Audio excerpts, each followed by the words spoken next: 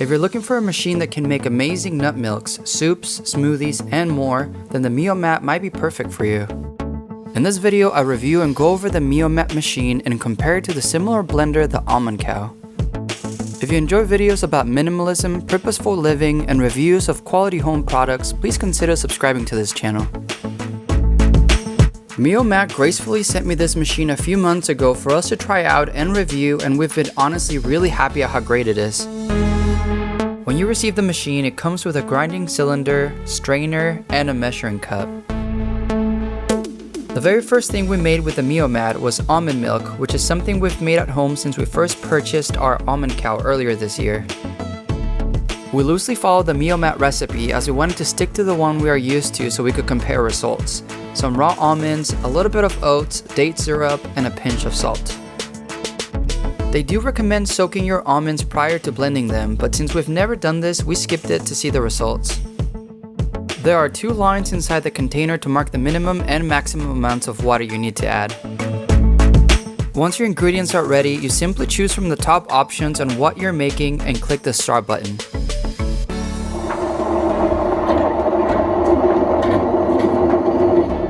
Here's probably one of the biggest differences between the MioMat and Almond Cow. Depending on what you're making, the MioMat will take anywhere from 15 to 45 minutes blending and heating.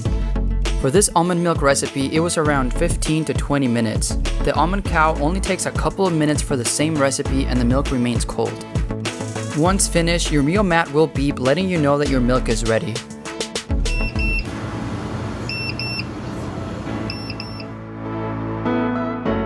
The first thing we were surprised about was how warm our milk was. After reviewing the recipe book, we noticed that the MioMat heats up your ingredients. This is perfect if you're making hot soup or you're using warm milk for your coffee. However, if you need milk for your morning cereal, you might want to do it the day before so it cools down first. Because all ingredients are loose in the blender container, you do have to strain your milk using the strainer they provide, which actually does a pretty great job. We were so happily surprised at how much creamier this milk is compared to the Almond Cow. You do still get some sediment left with both machines, but there is definitely more of a velvety texture with the MioMat. We then decided to make some chocolate milk, which is another of our favorite milks, and this time we followed one of their recipes. We used some coconut shavings, cocoa powder, coconut sugar, and water.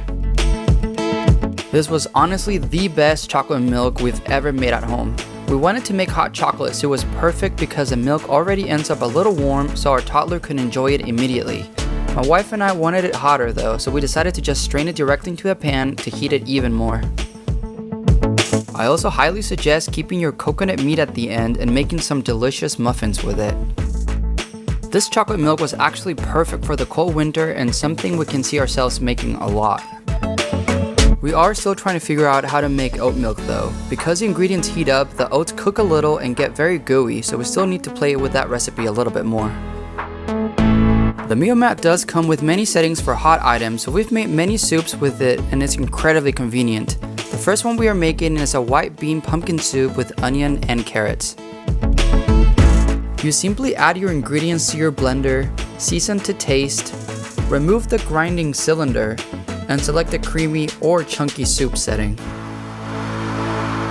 This one does take about 40 minutes, but when it's done, the soup is extremely hot and ready to eat. This blew our mind at how easy it was. If you want a side dish or a very easy meal, just chop some of your favorite veggies and make a soup by clicking one button.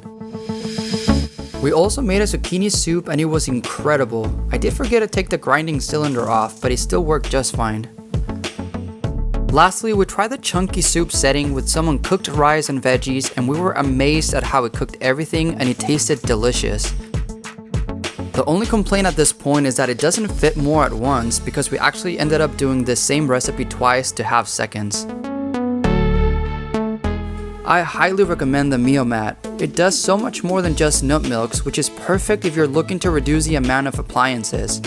If you're on the fence between the MioMat and the Almond Cow, now that we have both, we can honestly say that both are amazing. They both are easy to clean and basically the same size. We haven't used the Almond Cow for many other things other than milks, and we do love that the milk is made fast and with the foam, which we enjoy with our coffee. However, it seems like the MioMat does a lot more with the A program settings, and it's amazing that it heats up the food for you. We do find ourselves using the MioMat more now. The milk takes longer, but the consistency is way creamier.